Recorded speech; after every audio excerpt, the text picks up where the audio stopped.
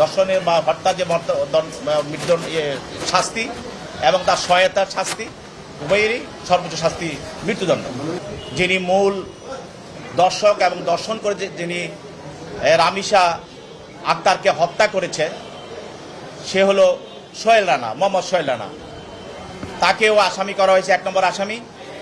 আর তাকে এই দর্শন এবং হত্যায় যে সহযোগিতা করেছে স্বপ্না আক্তার, না স্বপ্না খাতুন, তার আইডি নাম অনুসারে স্বপ্না খাতুন, তাকে এই মামলা আসামি করা হয়েছে। এবং এখানে নারী শিশু নির্যাতন দমন আইনের 9-2 এবং 30 এই ধারা এবং দণ্ডবিধির 201 এবং 34 ধারায় এই অভিযোগপত্রটি দাখিল করা হয়েছে। এখানে 9-2 ধারায় যদি দর্শন বা উক্ত দর্শন পরবর্তী অন্যবিধ কার্যকলাপের ফলে দর্শনের শিকার নারী বা শিশুর মৃত্যু ঘটে, তখন এই ধারাটি এখানে প্রয়োগ করা হয়।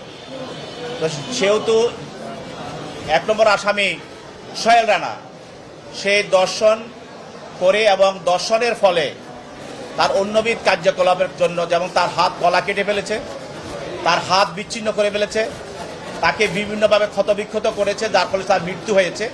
সেই জন্য তার বিরুদ্ধে 9-2 এই ধারার অভিযোগ। এবং তার স্ত্রী স্বপ্না আক্তার, স্বপ্না খাতুন, সে যেহেতু তাকে এই কর্মের জন্য সহযোগিতা করেছে, তার বিরুদ্ধেও এই 30 ধারা সেখানে সম্পৃক্ত করা হয়েছে। এছাড়া যে আলামত অর্থাৎ হত্যা করার সময় যে বিষয়গুলো তার মাথা, মস্তক এবং তার হাত পা এবং তার শরীর, এটাকে গোপন করার জন্য বা এটাকে সরিয়ে ফেলার জন্য যদি এই ধরনের কার্যকলাপ করা হয়, সেটাতে আমাদের দণ্ডবিধির 201 ধারা, এই ধারায় তার বিরুদ্ধে 1 নম্বর আসামি সোহেল রানার বিরুদ্ধে অভিযোগ আনা হয়েছে। এবং ওই কাজে যে সহযোগিতা করে অর্থাৎ তার স্ত্রী, তার বিরুদ্ধে 34 ধারা সেখানেও তার বিরুদ্ধে আনা হয়েছে। অতএব এই ধারাগুলোর উপরে 2 জনের বিরুদ্ধেই আনা হয়েছে। এবং এই ধারাগুলোর সর্বোচ্চ মৃত্যুদণ্ড, দর্শনের বা হত্যা যে মৃত্যুদণ্ড শাস্তি এবং তার সহায়তার শাস্তি উভয়েরই সর্বোচ্চ শাস্তি মৃত্যুদণ্ড।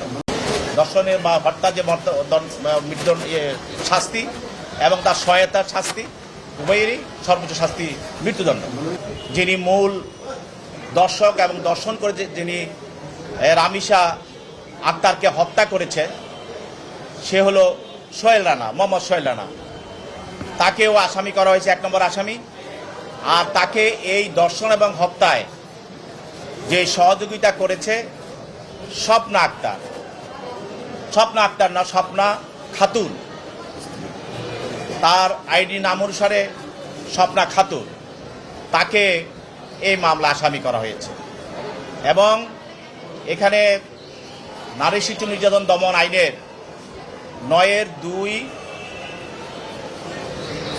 এবং 30 এই ধারা এবং দণ্ডবিধির 201 এবং 34 ধারায় এই অভিযোগপত্রটি দাখিল করা হয়েছে। এখানে 9-2 ধারায় যদি দর্শন বা উক্ত দর্শন পরবর্তী অন্যবিধ কার্যকলাপের ফলে দর্শনের শিকার নারী বা শিশুর মৃত্যু ঘটে,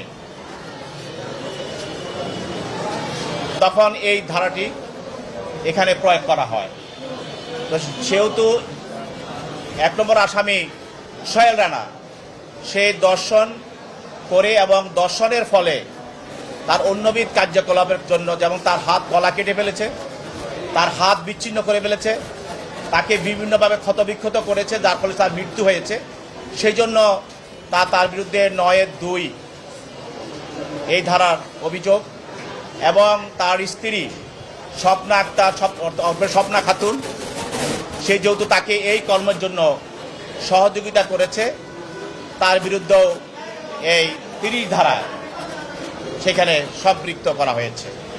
এছাড়া যে আলামত অর্থাৎ হত্যা করার সময় যে বিষয়গুলো তার মাথা, মস্তক এবং তার হাত পা এবং তার শরীর এটাকে গোপন করার জন্য বা এটাকে সরিয়ে ফেলার জন্য যদি এই ধরনের কার্যকলাপ করা হয়, সেটাতে আমাদের দণ্ডবিধির 201 ধারা, এই ধারায় তার বিরুদ্ধে 1 নম্বর আসামি সোহেল রানার বিরুদ্ধে অভিযোগ আনা হয়েছে এবং ওই কাজে যে সহযোগিতা করে অর্থাৎ তার স্ত্রী, তার বিরুদ্ধে 34 ধারা সেখানেও তার বিরুদ্ধে আনা হয়েছে। অতএব এই ধারাগুলোর উপরে 2 জনের বিরুদ্ধেই আনা হয়েছে এবং এই ধারাগুলোর সর্বোচ্চ মৃত্যুদণ্ড, ধর্ষণের বা হত্যার যে মৃত্যুদণ্ড শাস্তি এবং তার সহায়তার শাস্তি, উভয়েরই সর্বোচ্চ শাস্তি মৃত্যুদণ্ড।